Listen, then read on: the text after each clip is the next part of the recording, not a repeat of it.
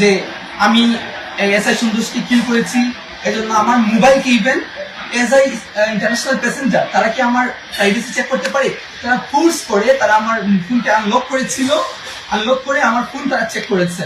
And I will take action after coming to my country, ইনশাআল্লাহ ইনশাআল্লাহ। এখন আমি হচ্ছে দিল্লি এয়ারপোর্টে আছি, তারা ইমার্জেন্সি হচ্ছে, আমি জানি না কি হয়েছে। আসসালামু আলাইকুম, আমি মাহদি হাসান, বাংলাদেশ। আমি দিল্লি এয়ারপোর্ট থেকে বলছি। আমার সাথে যেসব ঘটনা হয়েছে এটা আমি বাংলাদেশে এসে প্রেস কনফারেন্স করে হয়তো আমাকে বলতে হবে, বাট আমি জানি না, আমার সাথে অনেকগুলো অকারেন্স হয়েছে এখানে। আমাকে প্রায় 40 মিনিটের মতো আমাকে পুলিশ কাস্টডিতে আটকে রাখা হয়েছিল। আমাকে খুবই বাজে আমার সাথে অ্যাপ্রোচ করা হয়েছে এবং তারা আমাকে জেলে দিতে চেয়েছিল। আই ডোন্ট নো আমি কি করেছি।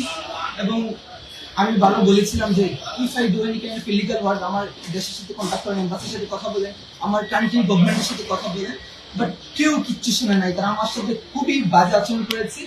আমার 12:40-এর ফ্লাইট, আমি জানি ধরতে পারবো কিনা। এখন সাডেনলি আমাকে এখন রিলিজ করা হয়েছে এবং ইমার্জেন্সিতে আমাকে ইমিগ্রেশন দেওয়া হয়েছে। আমার 12:40-এর ফ্লাইট।